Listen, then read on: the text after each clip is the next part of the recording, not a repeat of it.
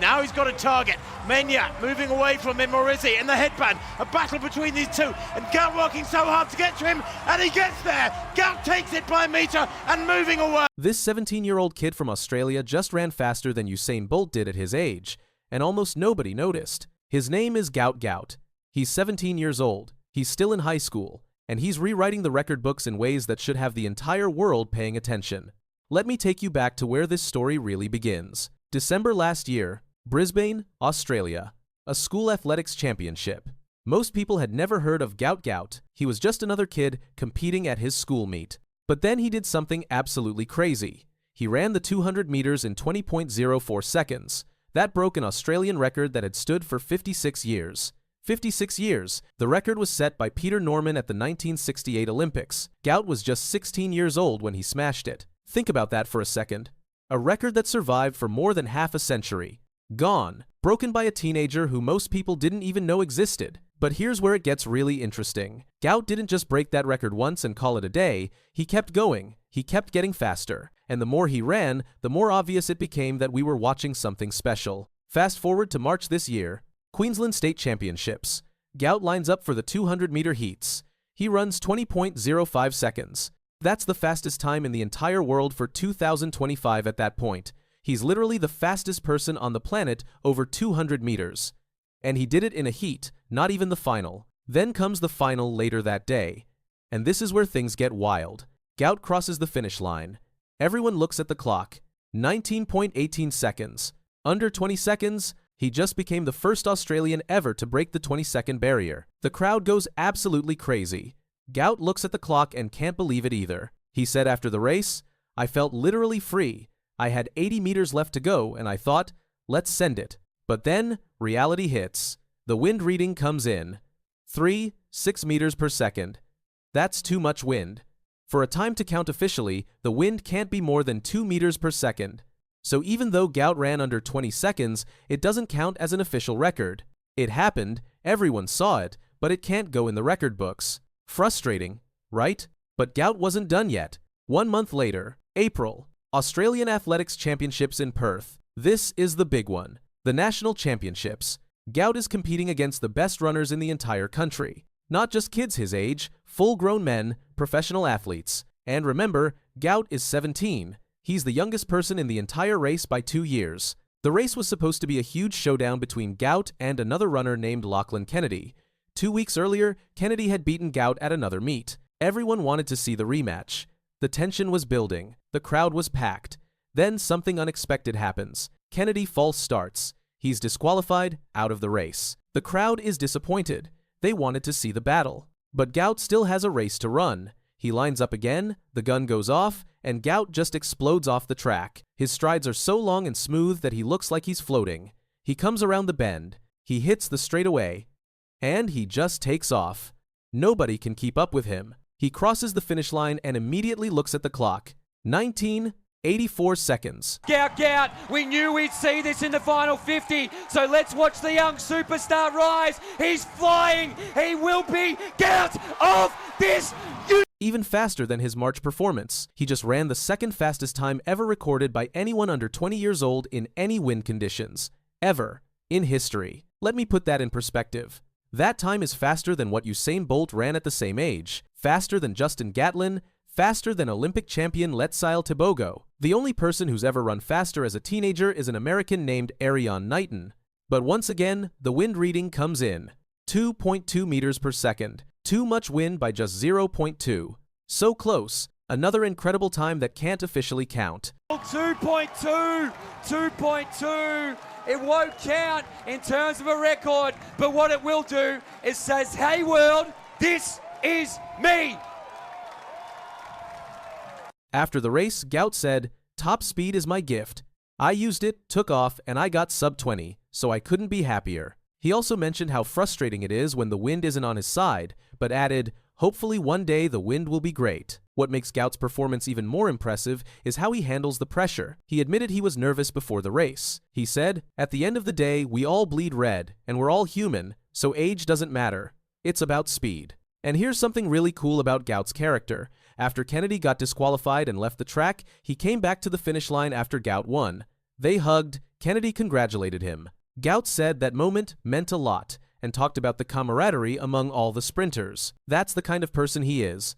Humble, respectful, mature beyond his years.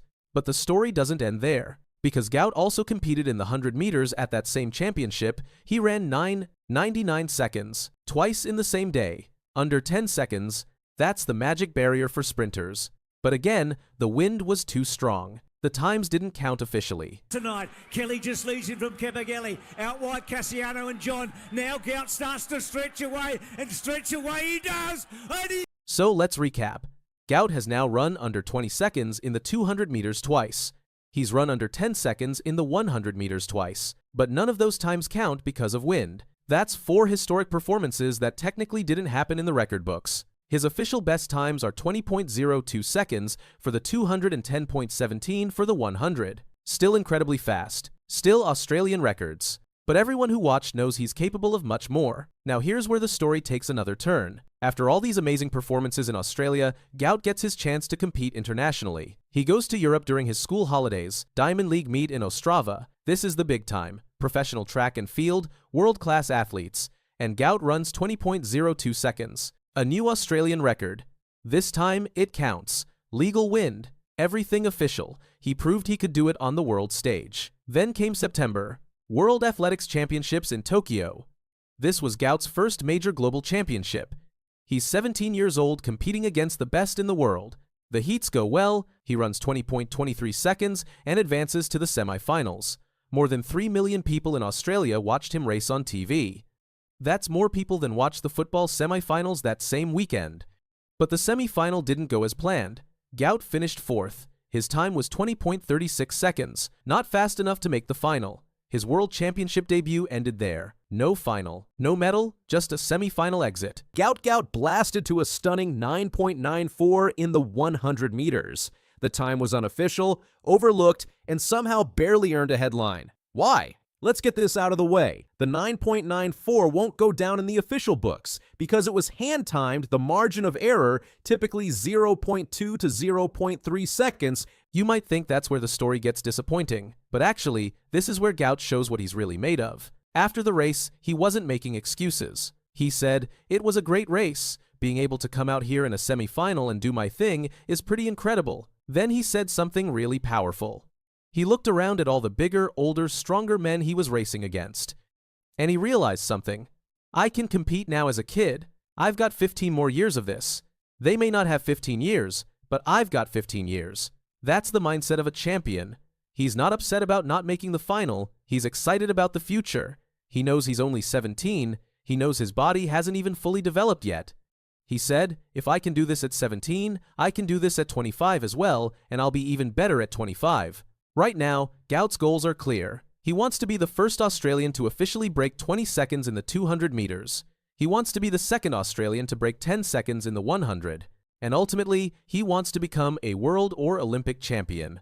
Gout has done the unthinkable, breaking the 10-second barrier in the 100 metres twice in one night. Europe just received a sprinting talent who shouldn't be flying under the radar. At only 17, Gout is producing the kind of jaw-dropping speed that signals a generational star, yet almost no one has noticed his arrival. That silence won't last long. On August 23, 2025, in Queensland, Australia, Gout blasted to a stunning 9.94 in the 100 meters. The time was unofficial, overlooked, and somehow barely earned a headline. Why? Let's get this out of the way. The 9.94 won't go down in the official books because it was hand-timed, the margin of error, typically 0.2 to 0.3 seconds, means it doesn't count for records. But this wasn't some practice jog. Gout's manager James Templeton said, "It's a low-key event, the GPS, school meet, but it's good to get a run in, a nice little warm-up, and shows the form he is in for Tokyo in 3 weeks." That form wasn't a fluke. It was a warning. To understand how wild this is, consider the context. Gout already ran a wind-assisted 9.99 at the national championships in April. Before that, his legal best was 10.17, set at just 16 years old. The raw speed has been there, but the consistency, that's new. And it's terrifying, Because while other teens are running junior times, Gout is putting up numbers that rival full-grown Olympians. And this wasn't a one-time thing. This was Gout's second sub-10-second run in just 4 months. That alone places him in an elite category, regardless of timing method. When you combine that with his 200-meter numbers, the comparisons to sprint legends become unavoidable. So let's watch the young superstar rise. He's flying. He will be Gout of this universe. Earlier in 2025, Gout ran a wind-assisted 19.84 to win the 200-meter national title. Then in June, during a short European tour, he dropped a legal 20.02 at the Golden Spike meet in Ostrava, Czech Republic, breaking the Oceanian record set by Peter Norman 56 years ago. That race was his international senior debut. No nerves, no missteps, just domination. And yet, despite breaking historic records, this kid isn't even on every radar. Why? Because it's not happening in the US or Jamaica. Because the meets he's running aren't always broadcast. Because, quite frankly, the world still hasn't figured out how to take Australia seriously in sprinting. But that may be about to change. The Tokyo 2025 World Athletics Championships were the first real stage for Gout. He didn't enter the 100 meters, he's still saving that for future championships, but he did line up in the 200 meters, facing off against global stars like Noah Lyles and Letsile Tebogo. His focus wasn't just to show up, it was to belong, and from all early indications, he delivered. While the final results put Lyles on top, Gout's semi-final performance turned heads. Against seasoned champions, he looked like he belonged. His story isn't just about speed, it's about origin. Gout was born in Ipswich, Queensland, to parents who migrated from South Sudan. He's a Year 12 student at Ipswich Grammar School, balancing elite competition with school assignments. He's not just a prodigy, he's a grounded teenager with an explosive gift. His name first started buzzing in the athletics world when he ran 10.17 as a 16-year-old, the fastest ever by an Australian of that age. Since then, it's been a rapid climb, but it's the quietness of that climb that's almost more remarkable. Gout hasn't needed flashy interviews or marketing campaigns, his legs do the talking, and lately, they've been screaming. At the Australian Championships in April 2025, he stunned again, this time with a 9.99 second 100 meter and a 19.84 second 200 meter. Both times were wind-assisted and not officially record eligible, but they showcased a raw potential that was impossible to ignore. Then, in June, during a European debut at the Golden Spike meet in Ostrava, Gout ran a blistering 20.02 seconds in the 200 meters under legal conditions, shattering the Oceanian record and turning heads across the sprinting world. Finally, in August, at a low-profile school meet in Queensland, he clocked the now-famous hand-timed 9.94. Unofficial or not, it confirmed what many already suspected. This kid is for real. Most sprinters dream of going sub-10 once in their career. Gout has now done it twice, yes, unofficially, but with enough precision and consistency to suggest it's only a matter of time before he does it legally. And not just once. What makes him even more terrifying is the way he runs. Gout isn't just fast out of the blocks, he builds. Like Bolt, his stride opens up mid-race. And just like Bolt, his top-end speed is freakish. His 200-meter races in particular reveal a finishing strength that most sprinters don't develop until their mid-20s. There's also the fact that Gout is already competing against elite seniors and winning. During his Diamond League debut in Monaco, he won the under-23 200 meters with a time of 20.10 seconds, battling a minus 1.9 headwind. That kind of result shows he isn't just fast in favorable conditions. He can power through headwinds and still deliver world-class performances. He's learning how to race under pressure, in stadiums packed with seasoned professionals, and he's not blinking. And then there's the attitude. Gout is quiet, focused, confident, but not arrogant. He knows the work ahead. In interviews, he doesn't boast. He's not interested in being famous, just in being fast. His versatility is also worth noting. While most sprinters choose to specialize early, Gout is keeping his options open. His camp has confirmed he'll likely run the 100 meters at the 2026 Commonwealth Games in Glasgow, where the event is scheduled early in the program. That gives him the flexibility to also compete in the 200 meters or rest up for other meets later in the season. There's also the World Junior Championships in Eugene, Oregon, immediately after, making his 2026 schedule one of the most stacked of any young sprinter on the planet. Gout's calm demeanor and technical mastery on the track offer a glimpse of a long-term prospect rather than a fleeting sensation. He's not rushing for quick wins. His training regimen reportedly includes both speed refinement and strength conditioning, often with a focus on race-specific simulations to mimic competitive stress. His coaches have also noted his ability to process race footage and feedback with a maturity well beyond his years. He visualizes his races, adapts on the fly, and rarely makes the same mistake twice.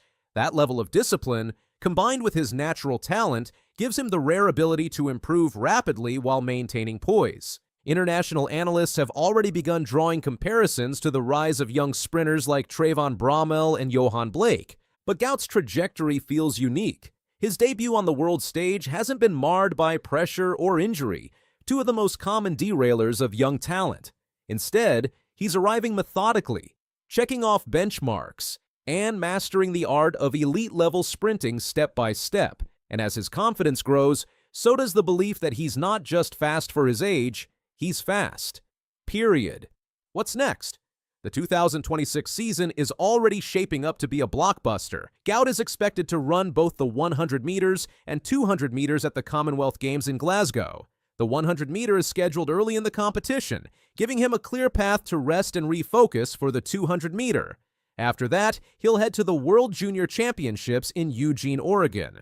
And then all eyes will be on Paris 2028. Gout Gout may not be a household name yet, but if he continues on this path, he'll soon be more than a comparison to Usain Bolt. He'll be a challenge to his legacy. This isn't hype, it's performance, and it's coming fast. The switch feels really nice, really exciting.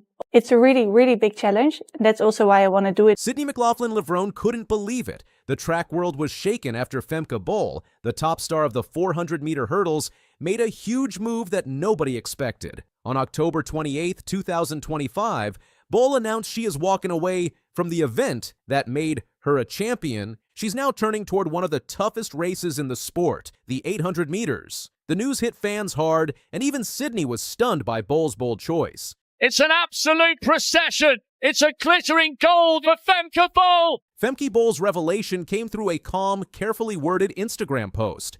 But the calmness of her words belied the earthquake it caused in the athletics world. It's a big change. It's uncertain and challenging, but I'm ready to put in the work, surrounded by an amazing team, and enjoy this new journey, she wrote. Behind those lines was a daring career move, one that few athletes in her position would ever consider. Bol had just defended her 400-meter hurdles world title at the 2025 World Championships in Tokyo with a blazing 51.54 seconds, and now she was pivoting to an entirely new battlefield. Why? Because for Bol, domination wasn't enough. She wanted the thrill of the unknown. This isn't just a change of scenery. It's a dramatic shift in athletic identity. Bol is walking away from the comfort of a specialty she's mastered to enter an event notorious for breaking even the best. The 800 meters is a chess match played at top speed, and Bol, by her own admission, is entering as a beginner. I think into the event I'm going really as a beginner, she said in an interview with European Athletics. I have no clue about running it, but I'm not a beginner athlete anymore. Her fans were floored. So was her fiercest rival.